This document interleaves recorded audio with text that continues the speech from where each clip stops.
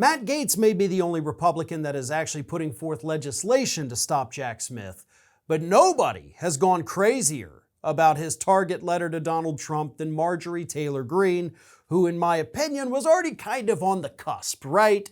Like just a little nudge and she goes into full-blown you need to be in a padded room territory. Again, my opinion, perhaps you think differently, but either way, Marjorie Taylor Greene completely lost whatever was left of her mind when Donald Trump revealed this week that he had gotten the target letter from Jack Smith.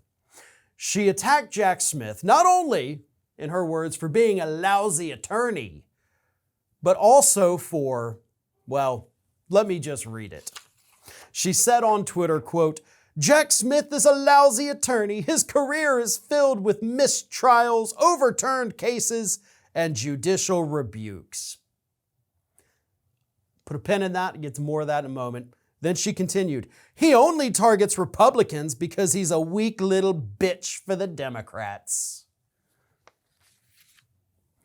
Weak little bitch for the Democrats. You know, Marjorie, last time you called somebody a little bitch, you actually lost all of your friends on the Freedom Caucus. Can you really afford to lose any more friends by constantly referring to everyone you dislike as a little bitch?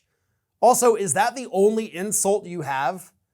Like, could you maybe come up with something else? I mean, there's lots of different adjectives. There's lots of fun curse words out there that you could use instead of always having to call somebody a little bitch.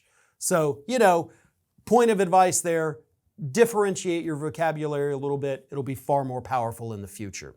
Now, on to her claims that he's had cases overturned. Oh my God. Every lawyer that's been practicing law more than a couple years has had cases overturned. They've had mistrials. That's actually not the fault of the lawyer, so that makes no sense. Judicial rebukes. Where? Like, actually doing research on this, I cannot find where Jack Smith has personally been rebuked by a judge in a trial that he has brought. Like, that's not a thing. Nevertheless, she continued.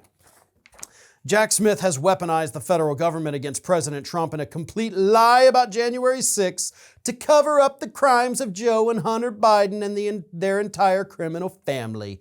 The Democrats want to arrest every one of their political opponents. It's hard to recognize our country anymore.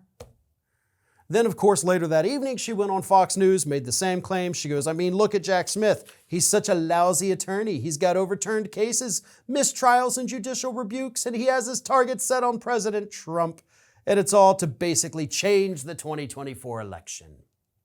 Okay, because a moment ago you said it was to deflect from the Biden crime family. Now you say it's to overturn the results of an election that hasn't happened yet. Got it. Okay, just so we're all on the same page, two totally different things. And by the way, we do have movement on the Biden crime family front, but it's not the movement that the Republicans wanted, as their whistleblowers who testified yesterday continue to make complete asses of themselves and the entire Republican Party by extension. So that's not going very well for you. But I love how you're like, it's a deflection from Biden and Hunter Biden and Hunter Biden, Hunter Biden, Hunter Biden. Like, who's deflecting where, Marjorie? Because you're the one, your party, whole party, is the one who brings up Hunter Biden anytime somebody mentions Trump's indictments. So there is a lot of deflection, but it's all coming from you and your friends. Well, you don't have any friends anymore. It's coming from you and your colleagues on the right. Marjorie Taylor Greene, like many other Republicans, is going to continue losing their mind as the indictments loom. And of course, once the indictments get handed down, they're going to have even stronger reactions. And hopefully by then, Marjorie Taylor Greene will have come up with some other unique insult to level at Jack Smith. Until then, it's fun to watch him go crazy a little bit, isn't it? Thanks for watching, everyone, and well, here comes the awkward part at the end of the video where I ask you to like, comment, and share, and subscribe for more content from Ring of Fire. Also, you should consider becoming a member for some exclusive content and perks, including early access videos and exclusive videos. Check out the link in the description.